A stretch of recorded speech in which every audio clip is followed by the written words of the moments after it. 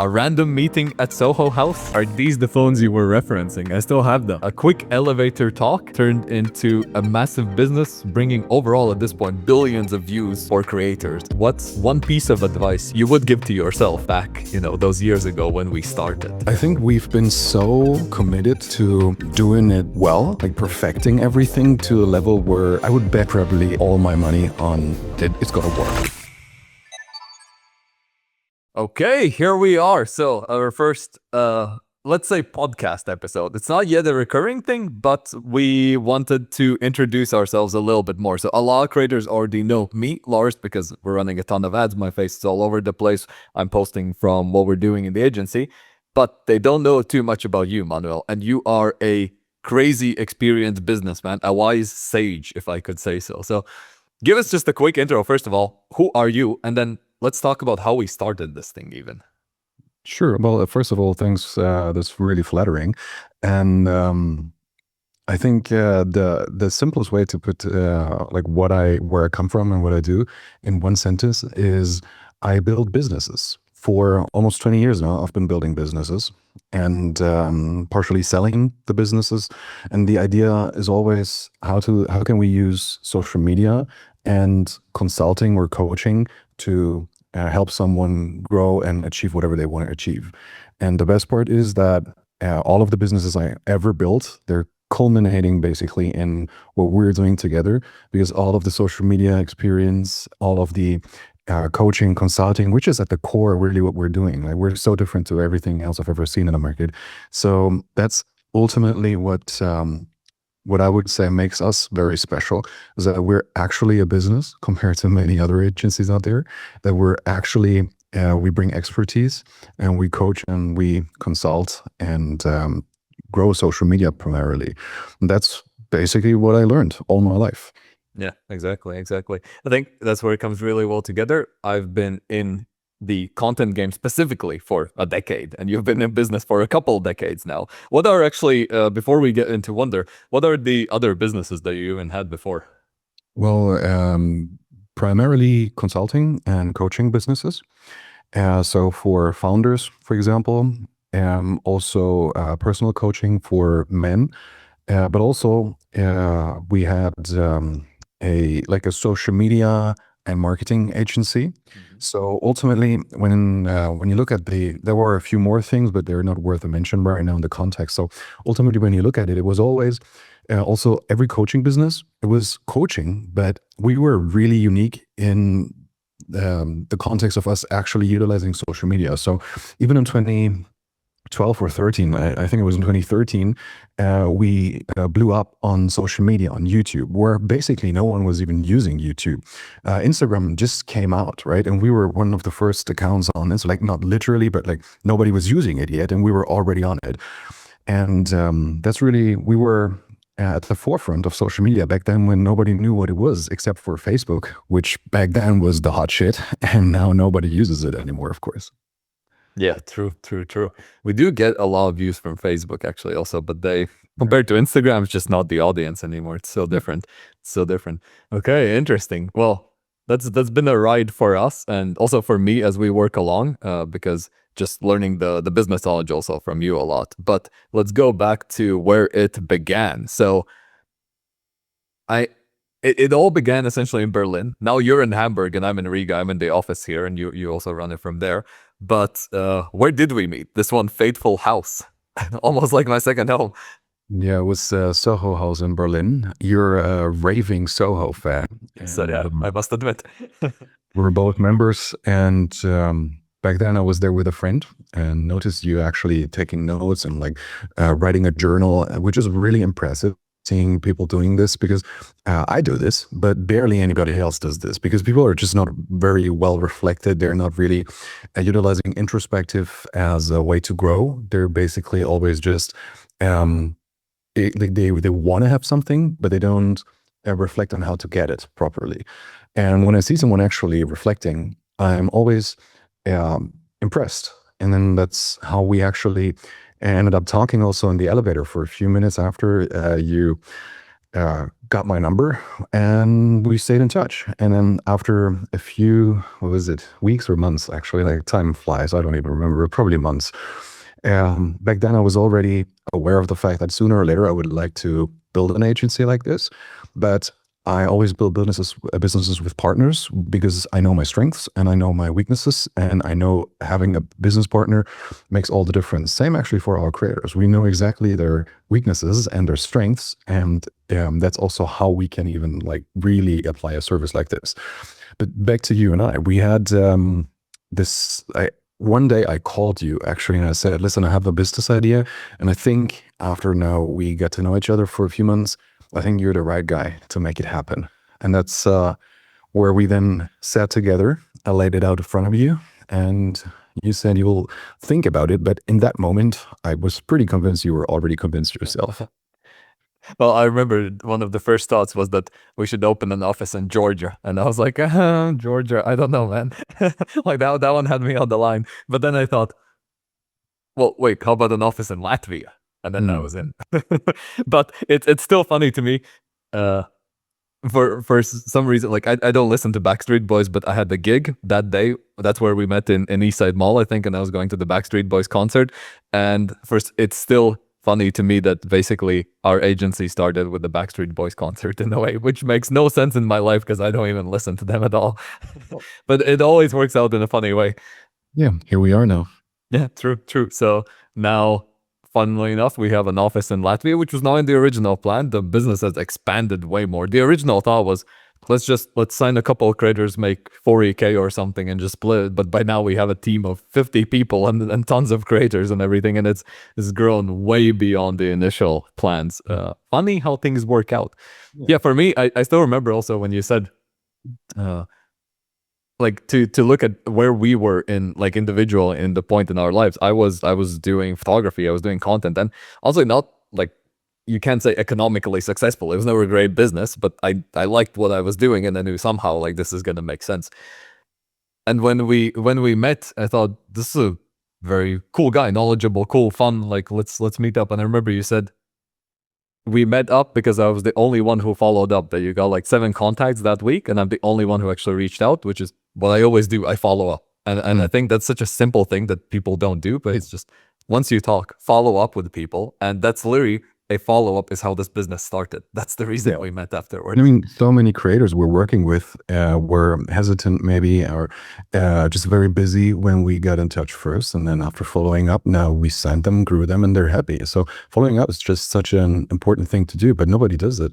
And when you go to places like Soho or wherever, we're both like good with like talking to people and getting to know people, like getting in touch with new people, and like you meet so many people, but then you just kind of don't stay in touch, right? So you get a number and never send a message, or just send one and then none again. So that was also something that I much appreciated, but also that was once again somewhat impressive because you did something that typically people don't do. That was like everything.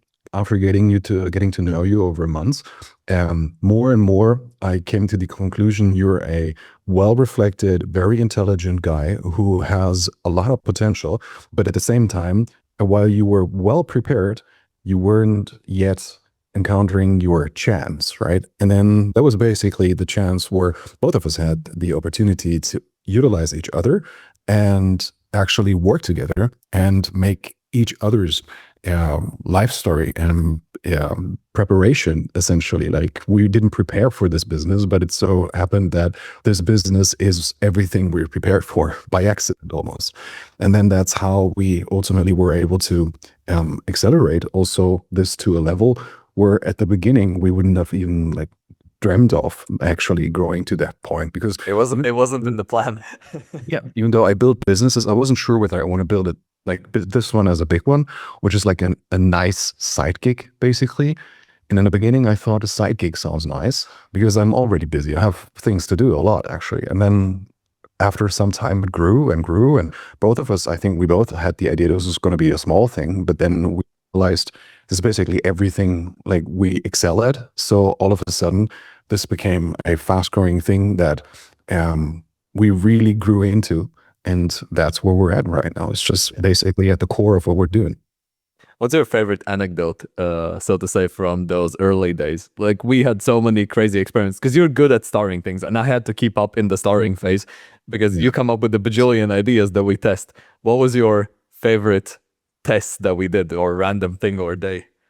Man, there's tons of things. See, when you look in the look at the market, there's a lot of this like black hat stuff going on, where people like they fake things, they do things that are not according to the terms of service of a platform. They use like dating apps to scam people into subscribing, and like this is just crazy. And in the beginning, we didn't know like how we're going to make it work, so we looked into everything.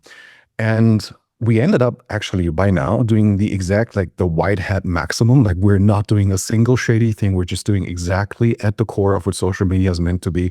Like we create amazing content that goes viral, and then people subscribe and like follow and everything, right? So that's what we know now. But back then when we started, we were also figuring things out a little bit. I had a very clear understanding of what we could do, but we were still in a phase where we didn't know what we should not do, basically. Like we had all the options open and gave everything a chance.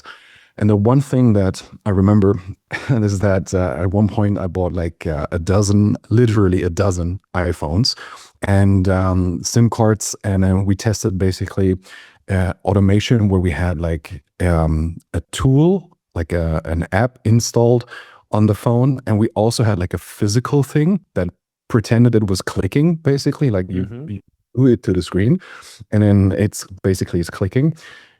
And man, we were trying to get traffic this way, and it kind of worked. But also through dating apps, right? maybe, yeah, I think so. I'm not perfectly sure actually. So ultimately, we gave it a shot, but just nothing compares to doing it right, especially in It wasn't us. It wasn't us. It's just not like the thing is, if you do it like this, you're always doing something that's basically deemed to explode at some point. Because if you work against the terms of service, sooner or later you lose the method.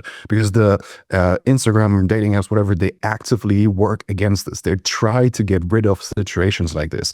So you have billion-dollar, like insane trillion-dollar businesses that are working against you. You have no chance. You just have to stop you. Yeah. Yeah. You're fighting them every day.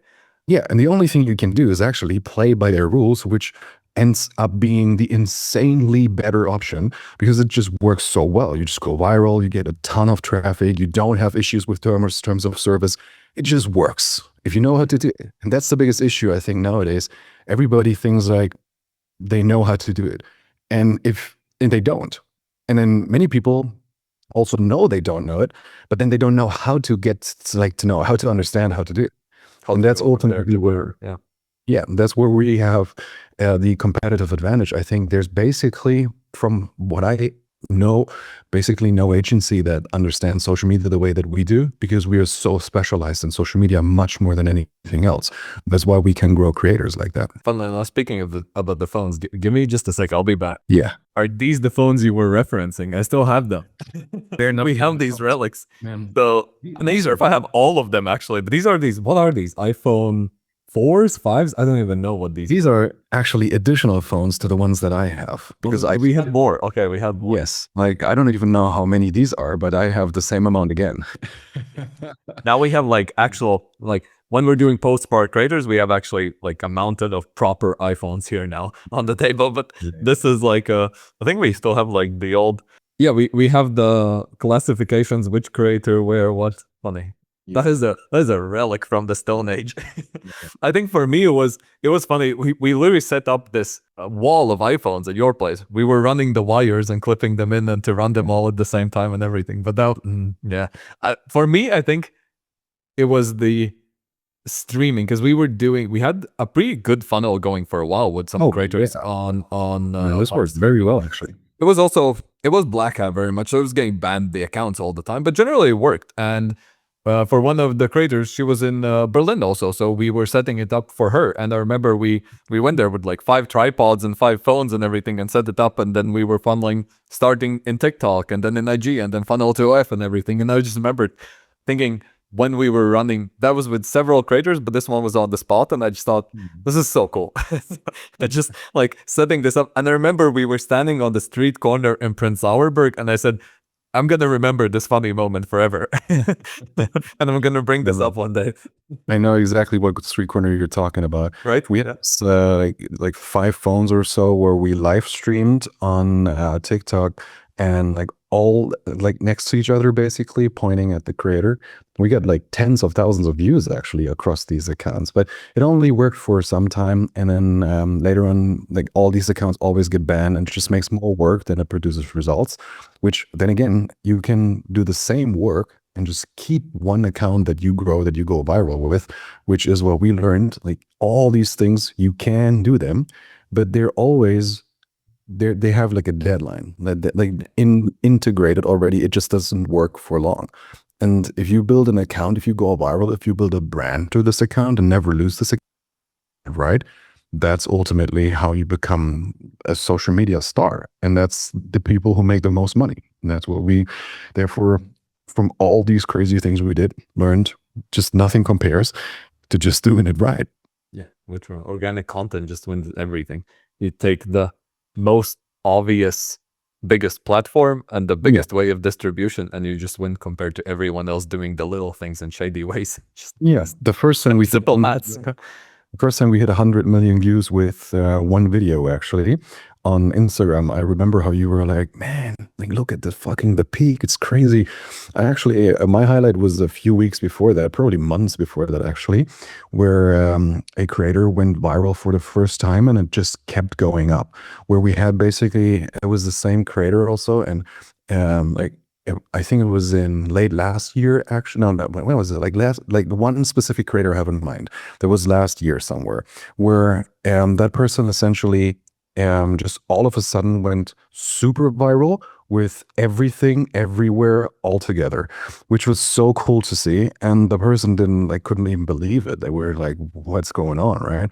And that was a good time also, because that person also at that point was very impressed by our service all across every single thing we're doing. Was we're just so, I mean, I'm German, right? So you know how Germans are. I'm like super structured. The whole business is like crazy detail oriented also. And then you perfect this to a degree that it's just insane almost. Like we have everything in writing. Everything is so like everything's processes systemized. So literally nobody has, like, everybody does, but nobody has to think. We just fucking follow the thing that works. Just like do it again and do it again and do it again. And that's exactly how you build something that works. Because if you build something, like if you build a car, you don't figure out how to build the engine again and again every time. You just learn how to build an engine, and once you have it, you just do the exact same thing again repeatedly. And maybe it's a bigger engine, a smaller engine, it's one for a car, one for a bike, or for something else.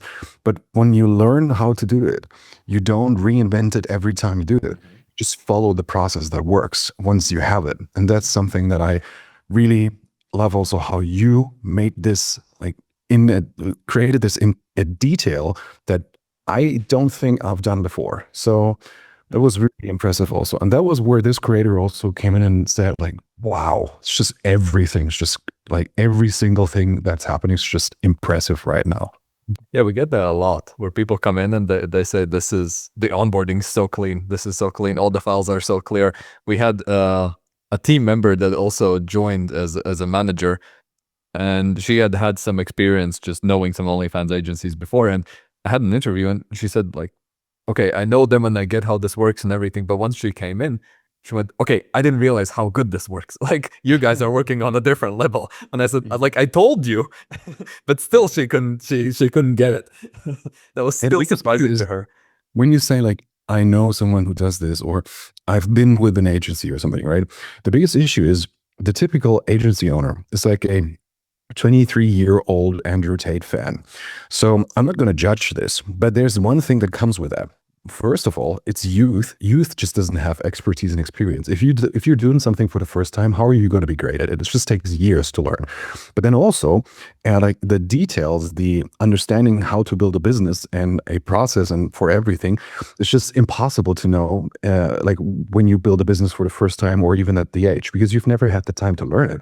And then if you do this as an Andrew Tate fan, you're in it because you want to like have like access to maybe certain content and you want to make money, and like it's just all of the wrong reasons. The reason why we're in business here is because we love social media, we know how to go viral, and we ultimately love to build a business. And it's just coincidentally that it's this business, but ultimately it's like the right reason to be here because it makes sense logically, and not only because we're like a young dude who likes Andrew Tate. That's such a big difference because every other agency, like all the agencies I've ever seen, they're built by someone who's just coming from the wrong motivation, coming from the wrong place. And that's something I'm really proud of, actually, that every single creator that's been with another agency before tells us sooner or later how impressed they are that we're not that. Yeah. For me, the business, like you said, it's our business in the way that it fits us so well. For me, I've known since I lived in a bunch of different countries around Europe. I went to this pretty good business school, and they make you, you have to think about the career choices. What am I going to do? What I'm going to build? And for me, I realized at some point it's so clear is that I'm going to work with models, influencers, or creators in some way as an agent. I'm going to have an agency. I knew that. And I want to have a business in Latvia. And so also when you offered to do it, it's always, you have to, in life, nothing's ever perfect, right? People always think like something else is better. No, everything is kind of the same. You just have to make some choices. And for me, it was, okay, agency. I see how we could do this in Latvia. And then at the front, it just says OF. And I went, okay, so this pretty much fits exactly what I want to do. And the details I don't know yet, but this is me. Like this fits me so much. And as a content creator myself, it was so hard for quite a few years. I was working with the craziest models in Germany, Germany's next top model winners, biggest influencers, worked myself for some influencers also before in their agencies. It was very hard for me to figure out how to monetize. And this was, I realized the way where it makes so much sense. And once it works, we can help this to so many other people. Because I think for creators, it's just the same struggle. Everyone pretty much faces the same struggle on how to monetize also, which is one thing is bringing the traffic, but the other thing is also just being able to sell it and that working really well. Where I think we've put together your sales skills and my systems thinking into us also having a crazy sales team that can sell the content on OF later, and that actually brings revenue. Because you want to have it consistent also. For a lot of people, it kind of goes like this, but you want to keep some sort of a line that's working. I think we've done that pretty well also. So you also the business just kind of fits us so well. It does. And you have to admit also, it's not only our genius, so to speak, how we build the whole thing. It's much more actually the shoulders of giants that we're standing on, because we have not only like build an amazing team, but an amazing leadership in that team, where we have people whom we know we can trust blindly, who do an insane job at every single point. They're just performing. And I like everybody who's in the team currently, I would just trust them with everything. And that's the amazing part also, is that when you look at the whole sales team that we have, you have to admit that like the leadership that we built, right? The team we built is just insane. And the leadership we have is like inside the team is just crazy, because you have people that like everybody who's in the team currently, I just blindly trust them. I would trust them with everything basically. And we've seen where we had people join the team that didn't fit the team because they were not ready to perform at that level. And literally they quit within a week, right? Just within days. And repeatedly, I don't know how many people we hired that actually either quit or we had to let go because they within weeks, days sometimes, because the level at which we're working, it's just really demanding. And this is the peak of demand, essentially how like what we demand from someone is in sales, in like the subscribers, like the chatting, the communication, everything we do there, right? What happens is it's almost like an army. Like you have the people doing like the work essentially, right? Who are at the front, if you want to call it that. And then you have the supervisors, you have like the quality managers, you have the head, right? It's just the size of the team is just crazy. And it's not only the people actually doing the work, doing the communication, it's the backing them up that matters so much, where you have people actually doing the quality control so we can be sure we're maximizing results.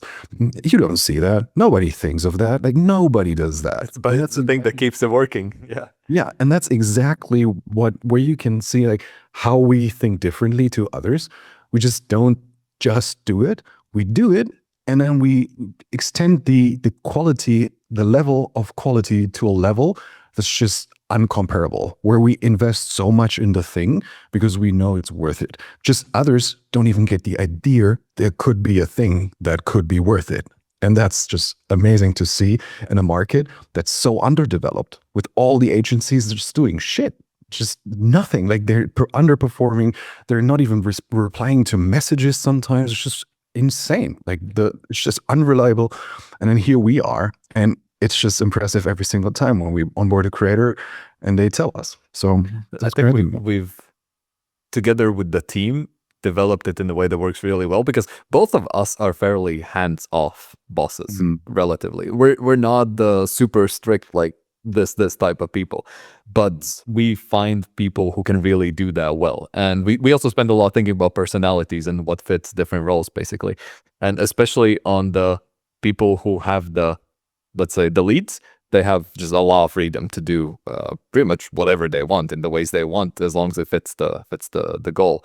But in the chatting team specifically, when it gets to the daily sales, it is like an army.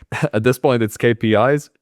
Everything's monitored. You're getting checked 4 times a shift. You have random audit controls. That's where there's so many moving parts. You just need a lot of accountability. And we have an amazing sales head over there who really implements that really well. Same thing now we're developing in the editing team. That's our newest team relatively. I mean, the editing team we introduced, what, 4 months ago, 5 months ago or so, maybe not even, something like a quarter or a bit more ago. And building it out where now we can really just keep improving the quality standard over. That's the goal always. Build a machine that self-improves, right? Build a machine that gets better over time, basically. And it's that 1% each week that lets us just stay ahead and keep ahead of everyone else, basically. Yeah, and not accepting wiggle room. I think this is the important part. Maybe it's also a little bit of German heritage where you just don't allow like stepping outside of the system. It's more about the like you have to do it right and you have to follow the right way. And like everybody in Germany is in time. So that's basically the same thing here. Like if we say it's 2 p.m., everybody's going to be there 2 p.m. And the same goes exactly for everything that we're developing.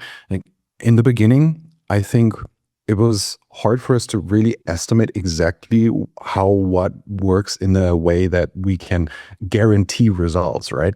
So there was it was a time in the beginning where we were still figuring this out. But after some time, we learned what creator we can work with, where we know is going to go viral, what service we can provide to make sure this is going to happen.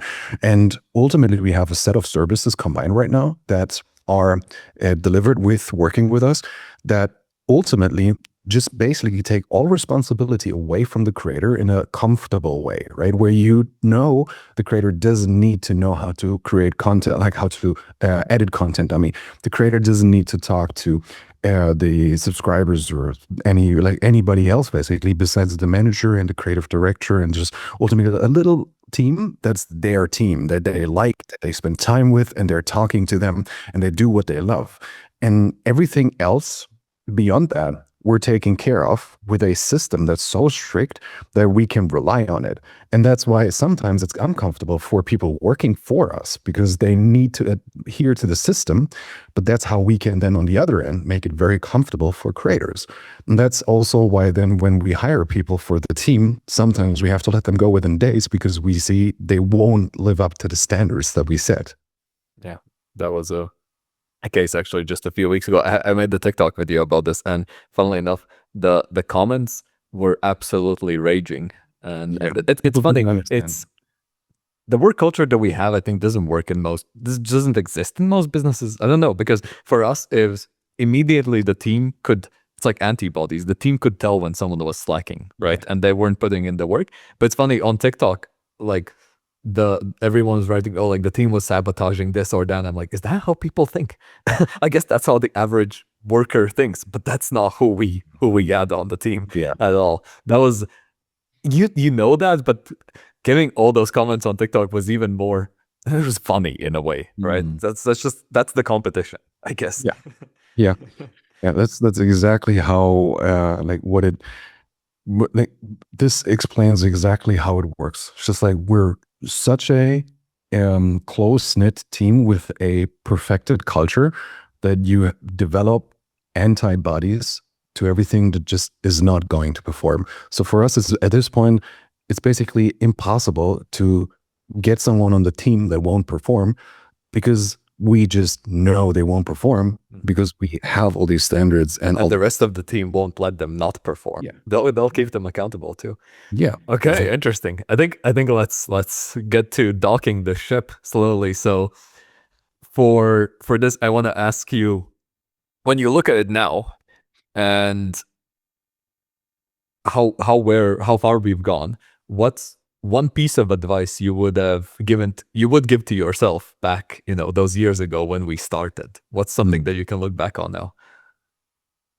Well, I think we've been so committed to doing it well, like perfecting everything to a level where, like right now, if we onboard a creator, to me it feels like I would I would bet probably all my money on like that it's gonna work. Because at this point right now, it's so obvious and so easy for us to tell.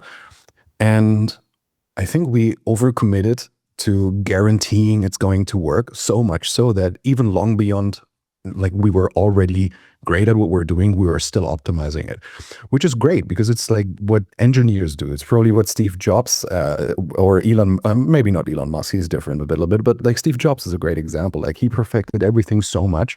It's actually too perfect for the customer already because like the customer doesn't understand how much detail work is in there, right?